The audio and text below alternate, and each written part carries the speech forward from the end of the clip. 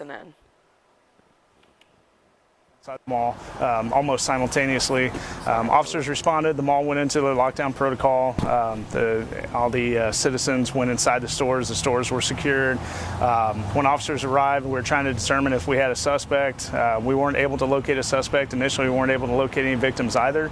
Officers began kind of working with mall management and going around and clearing the mall and getting those citizens out of those stores and getting them to safety. Right now, what we know is there were at least 3 shots fired inside the mall. We don't know whether they were shooting at someone in particular, if they were just firing rounds inside the mall. That'll hopefully come out at some point as we continue the investigation. Right now, officers are going through, investigators are going through, looking at security video, talking to witnesses, and trying to piece together exactly what happened. So. Do you know where the shooting happened inside the mall? So it happened inside the common area of the mall. It's it used to be a play area. It's kind of a there's a ramp that goes across the mall in the middle. It kind of connects one side to the other. It looks like it occurred on that ramp. And any idea if there were multiple shooters or just one? As far as we know, it could be just one.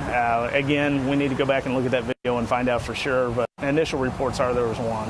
No injuries or anyone hit? No injuries reported so far. We haven't got any calls into our police station that anybody was injured and had anybody contact us on the scenes. How do you move forward from there? Are you actively looking for a suspect? Or? Yeah, so right now we're trying to determine a suspect, and right now we don't even really have a victim other than, we just had somebody shooting inside the mall. So we're looking to see who that might have been or how we can identify that person as we go on. And that'll be the next steps, is going through the video, talking to the witnesses, trying to get a good suspect description. If we can get some pictures, some video, anything like that, then investigators want to push out, we'll push that out to you guys through the media, and we can try to get this person identified.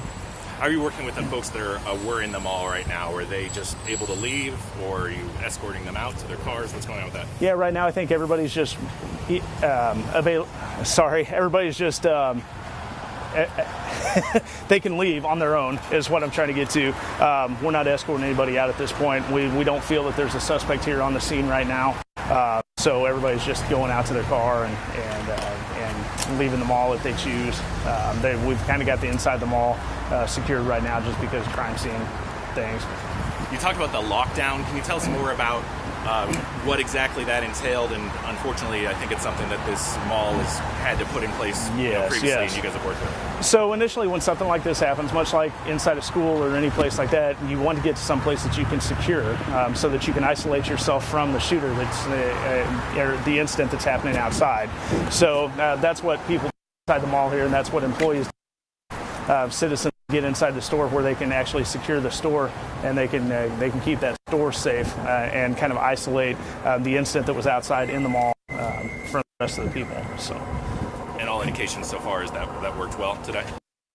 That worked as trained. So. I mean, did the person shoot glass? Did they shoot ceiling? I mean, can you actually see something that was damaged? We can't all.